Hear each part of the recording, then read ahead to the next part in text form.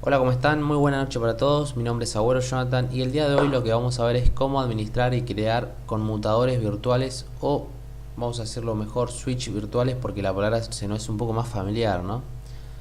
Bueno, como ven, lo que está en pantalla es un Windows 10 que corresponde a la clase pasada, ya terminó la instalación y vemos que este Windows 10 no tiene nada conectado, tiene un cable de red desconectado, por lo cual no nos va a servir mucho.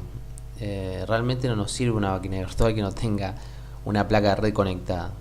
Pero antes de conectarla a algo, que inclusive habíamos dicho que esta máquina en un futuro iba a ser cliente de nuestro controlador de dominio, antes de hacer algo, conectarla a algo, tenemos que hablar un poco de los switches virtuales en Hyper-V o los conmutadores virtuales en Hyper-V.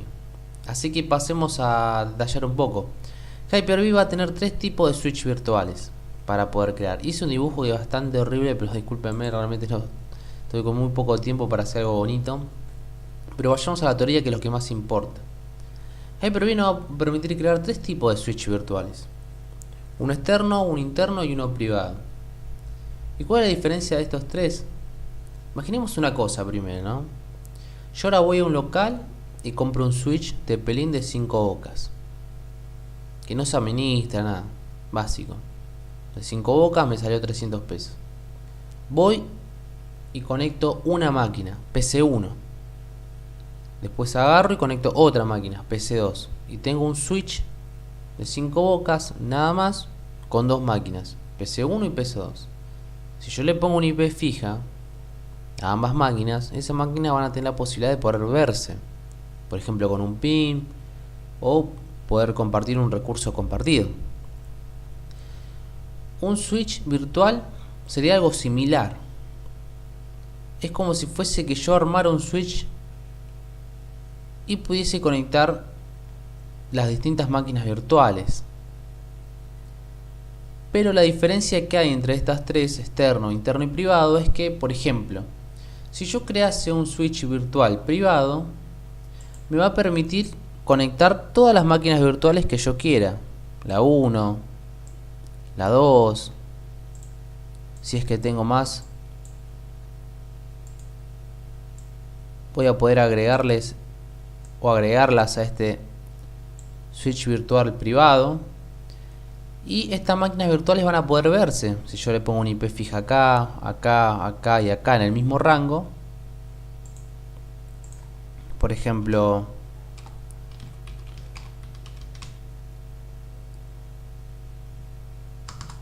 a partir de esta dirección,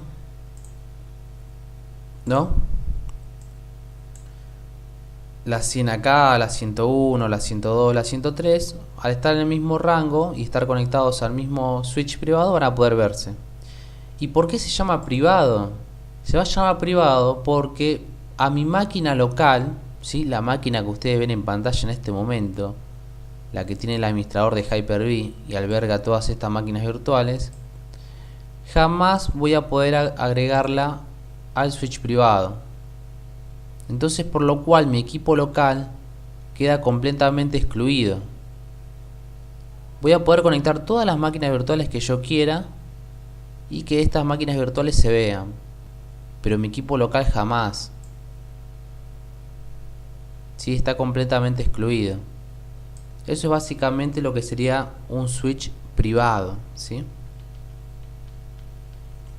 Ahora vayamos a crear un switch interno. Crear un switch interno nos va a permitir hacer exactamente lo mismo. Poder conectar a ese switch todas las máquinas virtuales que yo quiera.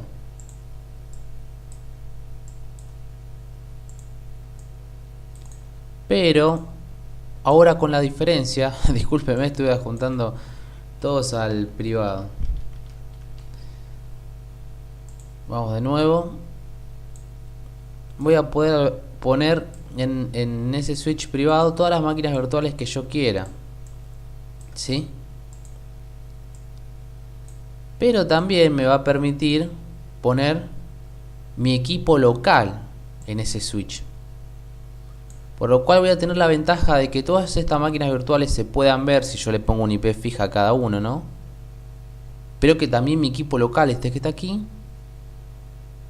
pueda también estar en este switch, y por lo cual si le pongo un IP dentro del mismo rango que puse las demás, va a poder verse también con mis máquinas virtuales. Mi máquina local va a poder verse con esas máquinas virtuales y voy a poder hacer un pin, compartir un recurso compartido, ¿sí? Esa es básicamente la gran diferencia en que hay entre interno y privado. Que normalmente son switches virtuales que se usan para el desarrollo, la prueba.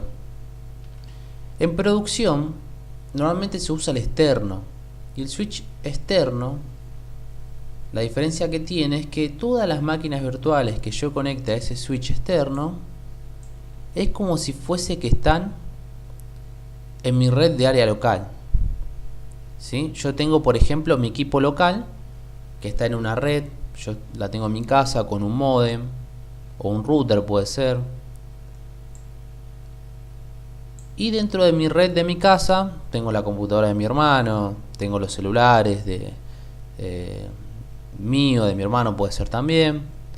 Tengo este equipo de acá, ¿sí? Que tiene como dirección IP la 0125, ¿sí? Que es la que está entregando mi modem. Este es mi modem, por ejemplo. Está entregando direcciones IP a partir de las 100 de este rango. Entonces quiere decir que todas las máquinas virtuales que yo conecte a este switch externo van a formar parte de mi red de área local. Mi modem le va a poder entregar una dirección IP, se va a ver con el resto de los equipos de mi red local, que son la compu de mi hermano, mis teléfonos y demás. Voy a poder tirar PIM, ¿sí? Esa es la gran diferencia entre estos tres tipos de switch. Ahora vamos a verlo un poco más práctico, ¿sí? Para ya apartar un poco esta teoría y darnos cuenta realmente cómo funciona. Vayamos de nuevo a esta máquina virtual que no está conectado a nada y veamos lo que ocurre cuando yo creo un switch virtual externo, ¿sí? Que es esto que yo les mencionaba. Para poder hacerlo tenemos que ir a la parte superior derecha de la pantalla de nuestro hypervisor, ir a administrador conmutadores virtuales. Se nos va a abrir esta pantalla acá. No le den mucha importancia a esto, estos son míos, ¿sí? Ustedes no lo van a ver cuando entren por primera vez aquí. Lo importante es que van a ver esta opción que dice nuevo conmutador de red virtual, y acá van a aparecer las tres opciones que les mencionaba: externo, interno y privado. Vamos a crear un externo y quiero que vean esto. Vamos a las opciones de nuestra placa de red y voy a crearle un conmutador de red externo. Ven que automáticamente nos dice que nosotros tenemos una placa de red, que es justamente la que tengo yo, que es la Realtek. Si ustedes tienen más placas van a poder ver más. Nos detecta que tenemos una placa de red y que va a utilizar esa placa de red para crear este conmutador de red externo. Vamos a ponerle un nombre. Vamos a poner el nombre de la empresa, por ejemplo, que va a ser CRB. Y cuando yo le dé a aplicar, va a hacer unos cambios. Voy a perder la red unos segundos y vemos que automáticamente lo creo. Si ven, en las propiedades de nuestra placa de red nos creó un conmutador, ¿sí? Que ahora es este el que vamos a utilizar a partir de ahora. ¿Qué quiero decir con esto? Este está habilitado pero ya pierde su configuración. Por ejemplo, si yo voy a propiedades, vemos que no puedo poner un IP. Ahora como si fuese que mi adaptador de red pasó a ser este. ¿Vieron? Ahora si yo quisiese cambiar la IP de mi equipo o algo, lo tengo que hacer sobre este. Este ya está, ya fue. Eso es lo que hace Hyper-V cuando creamos un conmutador de red externo. Usa nuestra placa de red para crear ese switch virtual para las máquinas virtuales, y a su vez a nosotros nos crea esta placa de red que hace referencia a que está conectada a ese switch virtual y al mismo tiempo a nuestra red de área local, ¿no? Así que bueno, ya tenemos nuestro conmutador de red externo. Si vamos a las propiedades de nuestra máquina virtual en clic derecho configuración, adaptador de red, vemos que dice no conectado. Si desplegamos, vamos a ver que tenemos el nombre de nuestro computador externo. No le hagan caso a esto, estos son míos, ¿sí? Después vamos a ver los otros tipos de conmutadores. Tocamos computador externo, le damos a aplicar. Voy a poner acá la contraseña, si ven. Ahí está. Le doy clic aplicar, aceptar y vemos que automáticamente nuestra máquina virtual pasó a tener red. Vamos a detalle y le entrego una dirección IP de mi módem. Entonces, por lo cual, si yo desde mi equipo local intento enviarle un PIN a esta máquina virtual,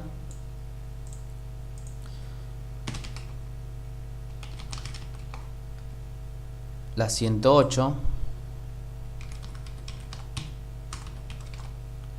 si no contesta, no se preocupen, debe tener firewall deshabilitado. Esta máquina está recién instalada, ¿sí? Viene de la clase pasada, ni bien terminó de instalarse, quedó así. Mirá, vamos a hacer una prueba rápida. No es recomendable dejar el firewall desactivado, es una prueba rápida simplemente. Vemos que ya ahí contesta. Recuerden lo que les había mencionado en una de las primeras clases, ¿sí? De habilitar el ICMP desde características avanzadas, reglas de entrada, compartir archivos impresoras ICMP4, acá está, habilitar regla, y con el firewall prendido, ahí está, ¿vieron? Bueno, buenísimo. Eso sería un computador de red externo, espero se haya entendido, ¿sí? Ese que normalmente se usa en producción, porque normalmente las máquinas virtuales están dentro de tu red de área local, ¿sí? Bueno, vayamos a un computador de red interno. Vamos de nuevo, creamos uno interno, vamos a ponerle interno, CRB interno. Vamos a clic a aplicar, aceptar,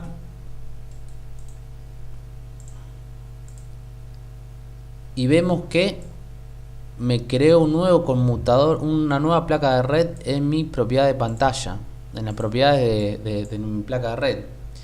Esto lo que está haciendo es que, como les había mencionado, estamos creando un switch.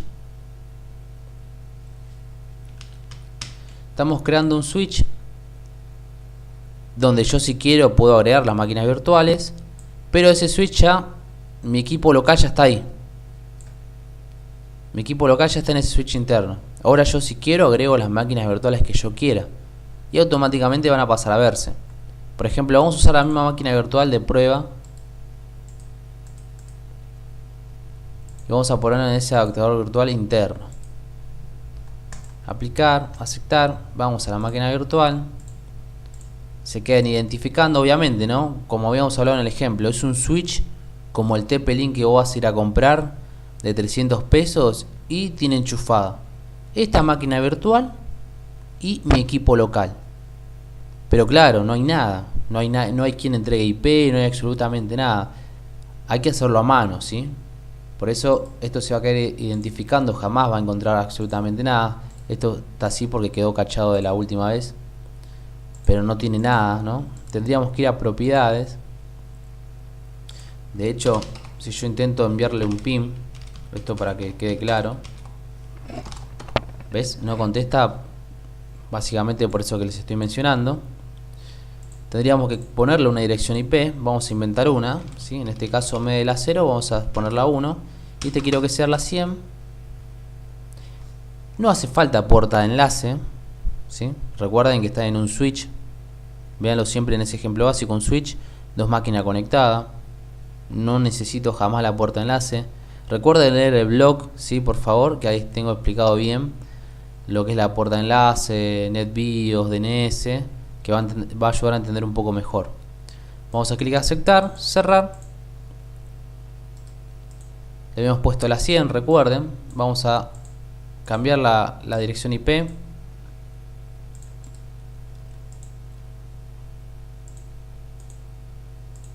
Acá vamos a poner la 101. Aceptar. Y ahora sí, vamos a volver de nuevo a tirar un ping a esta máquina virtual, que ahora es la 100. Vemos que automáticamente contesta. Es eso lo que yo les mencionaba con respecto a el conmutador interno, ¿sí? Bueno, ahora pasemos al privado. Vamos a crear un conmutador virtual privado. Vamos a ponerle CRB privado.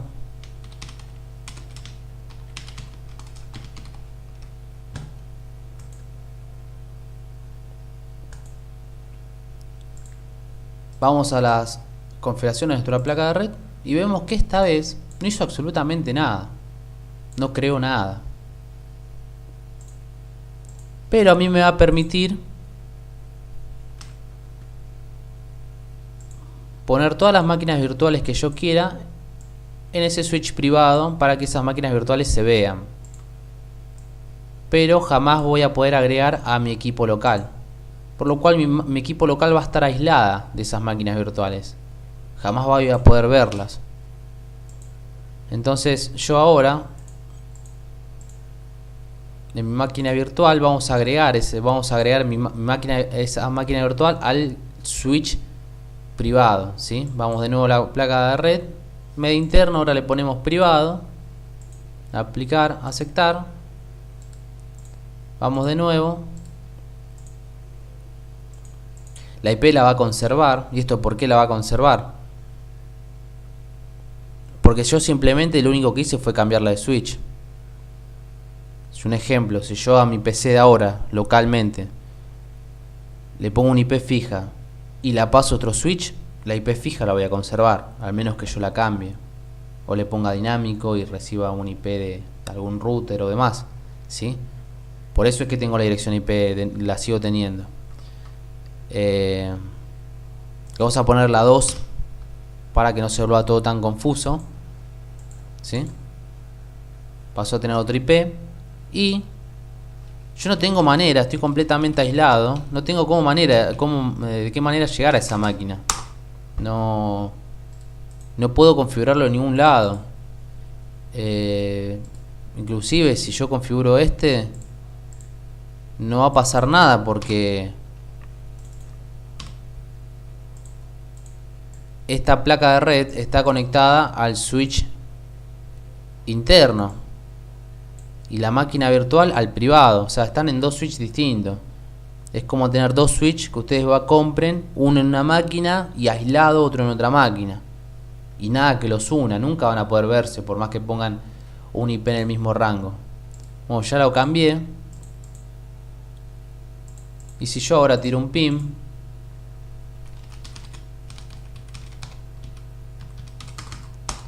jamás voy a llegar. Así que bueno, esas son básicamente las tres grandes diferencias que hay entre los tres tipos de switch. Quería explicarlo para que quede bien en claro. O sea, ahora ya tenemos nuestra máquina virtual, podemos conectarla a un switch, ¿sí? Para que sea nuestro primer cliente de nuestro controlador de dominio. Nosotros vamos a hacer un ambiente virtual con un switch virtual, puede ser privado o interno. Voy a elegir interno para que todas las máquinas virtuales, voy al ejemplo de nuevo. Ya estamos terminando, realmente ya terminó la explicación. Ahora vamos a explicar qué vamos a hacer con esta máquina virtual, ¿sí? De manera rápida y qué es lo que sigue para que ustedes puedan hacer el mismo laboratorio. Vamos a elegir un switch virtual interno. Todas nuestras máquinas virtuales de nuestro laboratorio y todos los módulos para arriba, ¿sí?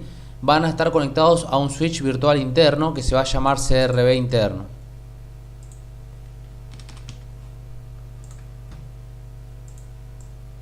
Esto se va, queda así.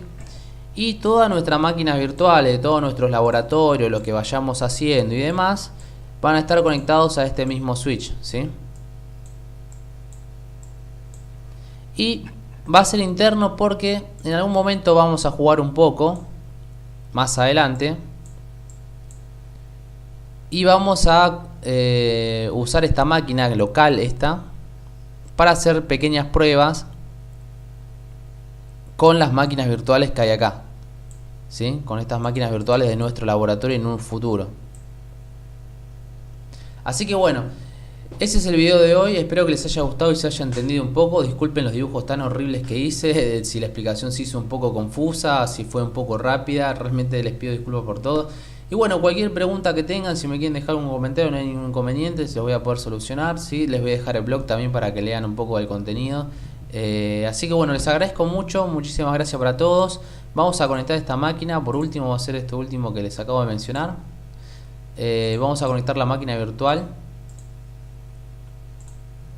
a un switch interno, ¿sí?